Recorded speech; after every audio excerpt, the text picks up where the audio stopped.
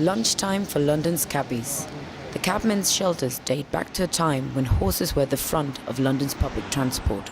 Roughly around the same time they were built, the street lights began switching to electricity.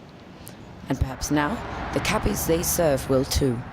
Green Badge driver 11 years John Riley say that most cabbies are happy to switch for the sake of cleaner air. But as competition from fleet hire and app-based companies increase, there's a real struggle to make ends meet. If they want us to move towards electric vehicles, then they've got to put in the infrastructure that makes that changeover, feasible. At nearly £60,000, the new black cabs are not cheap. But the manufacturer, London Electric Vehicle Company, says that drivers will save roughly £100 weekly on fuel costs and maintenance. But what will happen if battery dies out? Just how easy will it be for London's 21,000 black cab drivers to make the switch? I think it's really easy at the moment, to be honest with you. London's one of the highest take-up areas of EVs generally. There's a misperception, I think, that we're going to need rapid chargers everywhere. We're really not. They're going to be about 15 to 20% of the overall charging infrastructure in the UK in maybe 10 or 20 years' time.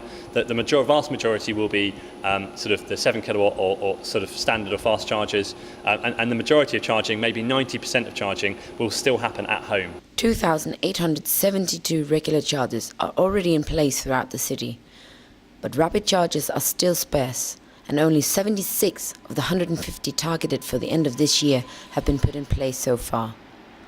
And with more than 100,000 licensed taxis and private hire vehicles currently operating in London, critics are saying the mayor is at risk of losing the battle against pollution. The mayor has a huge target to clean up the air in London. But if you want taxis and private hire vehicles and light goods vans to move over to them, and these are some of the most polluting vehicles on our roads, they're doing 150 miles or more every single day.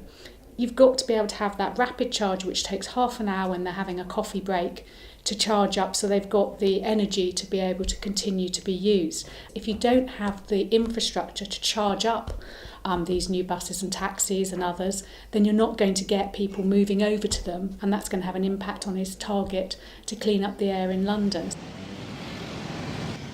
London's public transport is moving forward, and as it is now, electric vehicles are riding the front.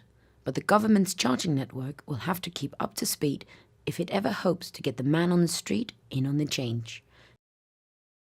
Miriam Gradel, St John Street, London.